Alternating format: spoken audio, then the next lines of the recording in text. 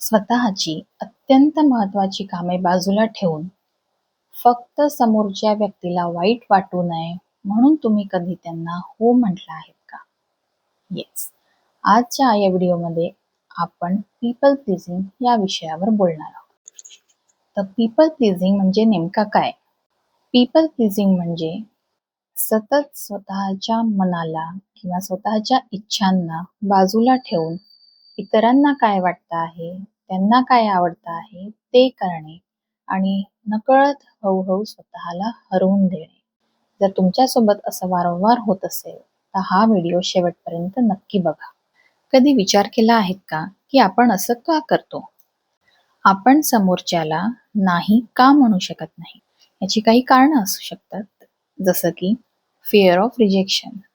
आपल्याला आतून सतत एक भीती असते की जर मी नाही म्हटलं तर समोरच्या व्यक्तीला राग येऊ शकतो, त्याला वाईट वाटू शकतं किंवा तो माझ्याशी बोलणं सोडून देईल. या भीतीपोटी आपण नकळत त्याला हो.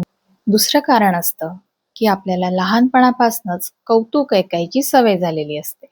म्हणजे ही किती समजूतदार मुलगी आहे, किती छान सगळ्यांना समजून घेते, सगळ्यांची मनं जपते, अशी इमेज आपली बनवली जाते आणि मग हळूहळू तीच इमेज आपण खरी मानायला लागतो.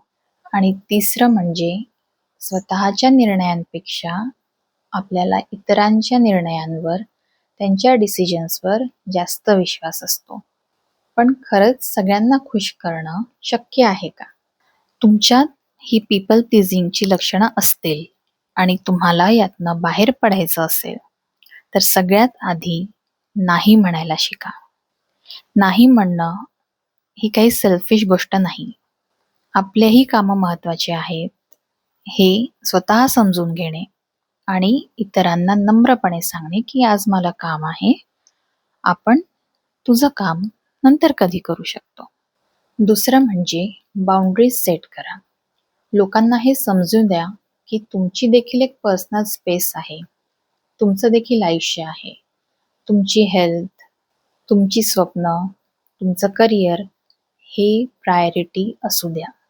स्वतःची काळजी घेणं आणि स्वतःचा आदर करणं हा स्वार्थीपणा नसून एक गरज आहे.